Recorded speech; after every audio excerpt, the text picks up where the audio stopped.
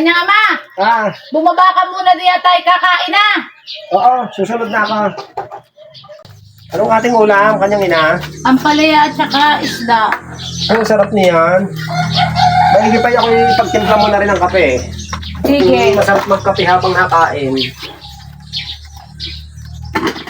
Naku, kung inay kaya, baka hindi pa nakain yan. Tag, dadalhan ko ng ulam.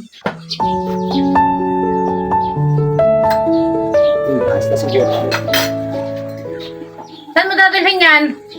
Dadalhan ko ng inay at baka hindi pa nakain. Ah, yan na lang ang ating pang-ulam. Ipamimigay mo pa. Ang mahal-mahal ng bilihin. Ang binibigay mong pera, hindi pa natin mapagkasya. Kung ano lang ang ikagagalit mo at mag-aaway tayo dahil din eh. Ako'y hindi nakakain. At yung iuulam ko, ibibigay ko na lang sa inay. Hindi ko naman matitiis yun at yung magulang ko. Kuya, may limandaan ka ba dyan? Oo, inay, mayroon. Bakit ya? Eh, pwede ka ako makakuha muna ng limandaan sa iyo. Idadagdag ko lang sa pambili ng bigas ko. Kulang eh. Ano, walang problema. Mahihiraman kita.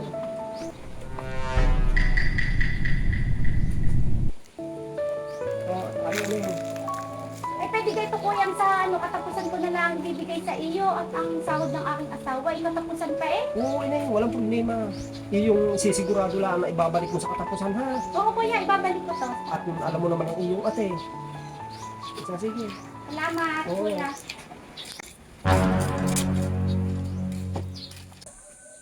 Kanyang ama, kaya pala kulang ang sinusulit mo sa akin. Pinapahiram mo lang sa iyong kapatid at ibinibigay mo sa iyong ina. Hindi naman iba sa atin yun. Hindi kay kapatid ko at magulang ko, tinutulungan ko. Oo, nandun na tayo. Hindi masamang tumulong. Paano ating kinabukasan? Sino ka ang tinutulungan ko? Hindi kay magulang ko at kapatid ko. Baka gusto ko, pagdating ng araw, may dadamay sa atin. Oo, tama't nasa ibabaw tayo ngayon. Pero dadating ang araw na mapunta tayo sa ilalim. Parang gulong yan. Hindi lahat lagi nasa ibabaw. Pag dumating ang panahon na tayo nasa ilalim, gusto ko may dadamay din sa atin. Kaya natulong ako sa mga magulang ko at kapatid ko. Hindi tayo tutulungan ng ibang tao.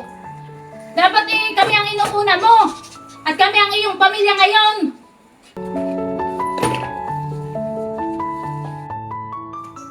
Nay! Kay kumain nga pala ng almusal? Oo. Ay anong nadalhin sa inyong pangulam? Eh, dinala ko ng iyong kuya, ng gulay na ampalaya at saka isda. Ah, nagdala naman dito. Baka naman kayo hingi ng hingi doon. Alam niyo namang napakasilip ng ate. Bago daw kitain ang pirin ako, napakahirap. Tapos ipamimigay lang sa inyo. Eh, hindi naman ako hingi ng hingi doon. Kusang nagbibigay, nagdadala dito. Ako iniihang-hanga sa kuya. Ano gang haba ng pasensya? Ay kahit na ipinapahiya siya ng ate sa kanyang mga barkada. Katulad sa inyo o sa ating kapatid. Ay hindi napapagbuhatan ng kamay ng kuya Talagang timping-timpi. Ay, alam mo ka, Utoy, ang iyong kuya, napakahaba ng pasensya. Hindi agad-agad yun basta papatol sa asawa. Ano kang magiging laban ng iyong ate kung papatulan ng iyong kuya? Ay, kasino na yon? Di, sa suntok yun baligtad. Ang gusto ng iyong kuya, ayaw mabahiran ang kanilang pagsasama. Ayaw niyang saktan ang kanyang asawa. Oo nga inay, wag sanang dumating yung punto na ang kuya ay mapuno at sakta lang ate. Oh, Nay, kumain na kaya? Patay? Hindi pa nga kuya Ay, ari, ang isda at saka dalawang mangga. Kain na kayo. Kaislaw, huwag mo na kami dalhan ng pang-ulam. Kung kaya lang kayo nakakagalit ng iyong asawa, lagi mo kami dinadalhan ng pang-ulam. Kami na may nakakadalhin siya din. Ayos lang, ina yan. At marami naman yan. Marami naman yan. At saka kung kayo nakakarinig mo ng hindi maganda, utay, hahabaan ninyo ang inyong pasensya. Pagpasensyahan nyo ng aking asawa at hayaan nyo at hindi kayo magbabago rin yun. Salamat kuya. Oo, sige, kain ka.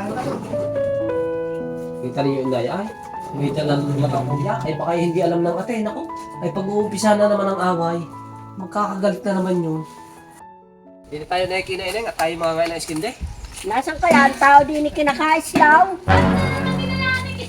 Ano yung ulam natin ngayon? Naku inay, At nagdidilim ng paningin ko sa iyo. Napuno na ang kuya, pinatulan na ang ate.